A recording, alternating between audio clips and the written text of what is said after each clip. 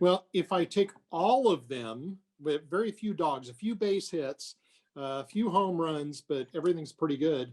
Our overall average has been 18.3% average return per year over 30 years, That's includes fantastic. dispositions. That's Yeah, so fantastic. yeah, and that does include one loser in 30 years. I did have No, one. no, that's fantastic. Fantastic return. Most of your investors, if they, especially large investors, they should have a financial advisor. Because if you went to a financial advisor and say, I got properties with an 18% return on it, he'd go bananas.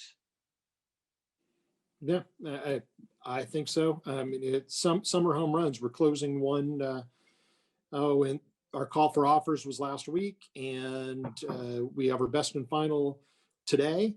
And so that one should be averaging about a 45% per year average return over 5 years. So so we've been doing quite well. No, that's not We quite well. That's fantastic. But of course, it depends on the risk. I don't know what the risk is, but nevertheless, the return is sensational. Why should investors invest in real estate, especially right now? Well, yeah, I don't, especially right now, because people don't want to, they don't want to invest in real estate. Generally speaking, people look at it and say, "No, I'm not real estate. It's too long before I see a return. I don't know what I am doing, and the market is down, and things are bad in so many cities, so many areas. Now is the time not to invest in real estate, which is why you should invest in real estate. Yeah, No, do exactly what you get you've the heard. bargains. You get the bargains when everybody's going in the other direction. Real estate over a period of time, and there's no question about it. If you can hold the real estate for an appropriate cycle, it will be worth more at the end of the cycle than it will be at the beginning. Now, like I said, I've been doing this for about 30 years. We've had now close to $1 billion, and many partners, many transactions, mainly apartments. And as a syndicator, um, we tout our experience. So many people have lost money in real estate, things like Of that. course. Is there any way to, what would be the best way to communicate to them that the best way to actually invest is through a syndicator or somebody who you go to a doctor for a reason. You're No, not no, yeah, that's self-diagnosing. Go to there, an there, expert. there. Once again, we're talking about the communication is showing your track record, getting your track record out there.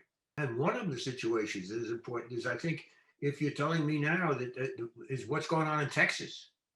Wow, there are opportunities there with changes which may be made in the oil and gas industry, reallocation, use of land. I don't know. I don't know. I'm not an expert on it by any means. I don't know, but I'm just saying there is such a drastic change going on. Drastic change is the basis for opportunity.